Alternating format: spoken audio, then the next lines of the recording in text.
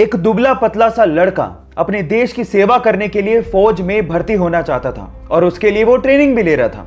इतने में ही वहां पर आए एक फौज के जनरल ने उसे देखकर उसके सिलेक्टर को कहा कि तुमने इसको सेलेक्ट क्यों किया है, ये फौज में भर्ती होने लायक नहीं है।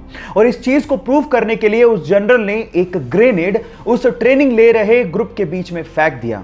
लेकिन मजे की बात यह हुई कि जहां पर उस ग्रेनेड को देखने के बाद सारे लड़के दूर भाग गए, वहीं वो दुबला पतला लड़का उस ग्रेनेड के ऊपर कूद गया और सब लोगों को दूर हटने को कहने लगा। हालांकि वो ग्रेनेड नकली था, लेकिन इस घटना को देख के उस जनरल को समझ में आ गया था कि कद काठी होने से कुछ नहीं होता, साहस यानी कि जिगरा जिसके पास होता है महान वही बनता है। आप लोगों का इसके बारे में क्या कहना है, चैट सेक्शन में लिखना मत भूलिएगा।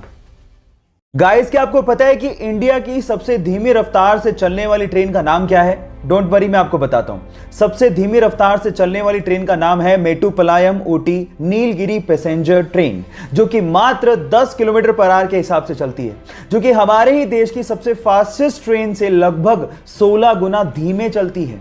अब आप लोग सोच रहे होंगे कि इससे बढ़िया तो मैं पैदल ही निकल जाऊं, लेकिन ये ट्रेन इसलिए इतना धीमे चलती है क्योंकि ये ट्रेन पहाड़ों से होकर निकलती है। लेकिन जब आप इसकी सवारी करेंगे और बाहर का नज़ारा देखेंगे तो आप इतने मंत्रमुग्ध हो जाएंगे कि आप लोग ये शुक्र मनाएंगे कि ये ट्रेन इतना धीमे चलती है।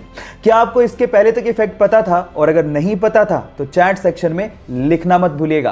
क्या आप लोग एडवोकेट और लॉयर में फर्क जानते हैं? क्या मेरे जैसे आप भी यही समझते थे कि एडवोकेट और लॉयर में कोई फर्क नहीं होता? ऐसा नहीं है। एडवोकेट और लॉयर में फर्क होता है। लॉयर वो होता है जिसके पास लॉ की डिग्री हो या फिर वो लॉ की पढ़ाई कर रहा हो। वो आपको कानूनी सलाह तो दे सकता है, लेकिन आपके लिए केस नहीं लड़ सकता। लेकिन अगर कोई lawyer bar council of India की एग्जाम पास करके वहां पे रजिस्टर हो जाता है तो उसके बाद वो आपका केस लड़ सकता है, क्योंकि उसके बाद वो एडवोकेट बन जाता है। सो ये डिफरेंस होता है एडवोकेट और लॉयर के बीच में। क्या आपको इसके पहले तक इफेक्ट पता था? और अगर नहीं पता था तो चैट सेक्शन में लिखना मत भूलिएगा। किसी भी गेम में पार्टिसिपेट कर रहा खिलाड़ी उस गेम को किसी भी तरह से जीतना चाहता है, लेकिन एक अच्छा खिलाड़ी ये बात जानता है कि हार और जीत से भी इंपॉर्टेंट होती है खेल की भावना।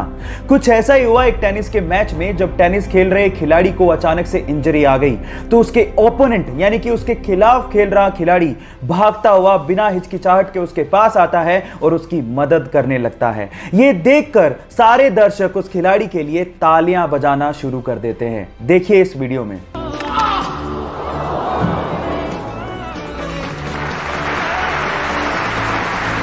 गाइस, इससे समझ में आता है कि किसी भी खेल में हार जीत से भी इंपॉर्टेंट होती है खेल की भावना, जिसे हमें मेंटेन करने की जरूरत होती है। सो गाइस, आपको ये वीडियो देख के कैसा लगा, चैट सेक्शन में लिखना मत भूलिएगा।